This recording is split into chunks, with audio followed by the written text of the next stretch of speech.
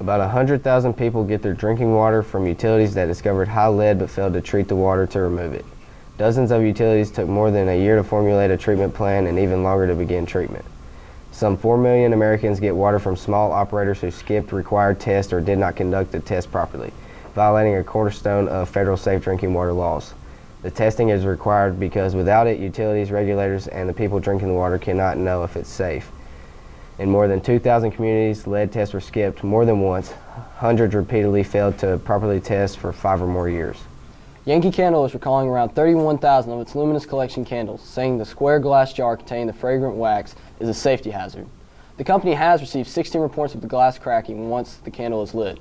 Customers who purchase one of these affected candles should stop using the product immediately and contact the company for full refund. The candles were sold on the company's website and in its stores from September to November 2016 for about $35. No injuries have been reported. These days, Lawrence McKinney can't seem to stay still. The 60-year-old has spent enough time sitting in one place. A Memphis, Tennessee jury convicted McKinney of rape and burglary in 1978. The victim identified him as one of the 2 men who attacked her in her bedroom. He was sentenced to 115 years. When he was convicted, McKinney recalled, "I still cannot believe it because I thought it was a dream or something." In 2008, DNA testing of evidence scientifically excluded McKinney as a suspect. Prosecutors said if this evidence had been available, there would have been no prosecution. McKinney was released and given $75 in 2009 after more than 31 years and 9 months in prison. "I don't have no life. All my life was taken away," he said. Since then, McKinney has depended on odd jobs at his church just to pay the bills. Under Tennessee law, he could be eligible for up to $1 million in compensation. But the parole board, which hears such cases, has rejected his request twice. Prosecutors are still fighting over the truth.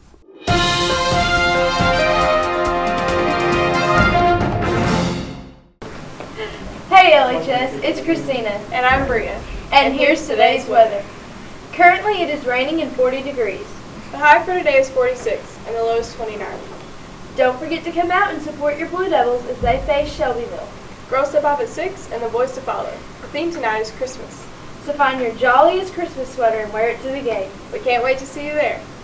Well, that's all for today's weather. See you next time, LHS.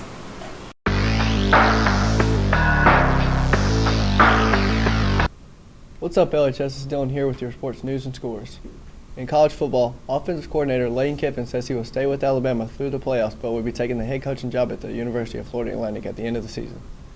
In NFL news, head coach of the Rams, Jeff Fisher, ties the most losses by a head coach and was fired from the head coaching job yesterday. Also last night, the Patriots took on the Baltimore Ravens, and it was a hard-fought game between the two teams, but as usual, Tom Brady and the Patriots came out on top, 30-23. Hey LHS, this is your hallway DJ Chris Floyd. The dance department is hosting their winter dance showcase on Tuesday, December 13th at 6:30 p.m. in the theater. The tickets are free with the LHS student ID and $1 without a student ID.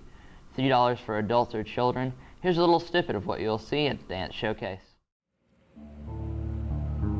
I used to be afraid at night, afraid of the dark, afraid that just beyond the point my eyesight allowed me to see that there was something lurking.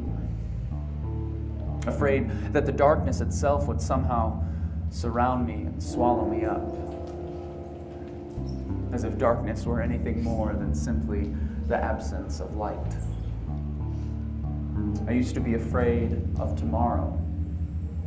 Afraid that who I was would continually dictate who I am, and that who I would be might be someone who I didn't like very much at all. As if there was no such thing as being made new. I used to be afraid of opinions. Afraid that though words would not break my bones, they certainly would shatter my dreams. As if I started doing this for the approval of many rather than the glory of one. I used to be afraid of failure. Afraid of losing. Afraid of falling, afraid of being wrong, creating busts and looking absolutely stupid, because who am I to think that I could ever actually make a difference? As if those setbacks were anything more than stepping stones on the path to success. I used to be afraid. Used to. But then I did a little research. And by that, I mean I researched and I researched and I researched over and over again. And through all my researching, I kept coming up with the same exact question. What room does fear have? What room does fear have when I cling to trust? What room does fear have when I lean on hope? What room does fear have when I search for something more, when I discover what's good, and when I stand in awe? When I run with perseverance, when I walk by faith, and when I rest in comfort? What room does fear have when I sing with praise, when I take hold of inspiration, explore the possibilities, and step into freedom? What room does fear have when I discover strength, embrace courage, remember peace, declare truth, choose joy, experience life, and conquer? Have a great day, LHS. Hope to see you at the dance showcase.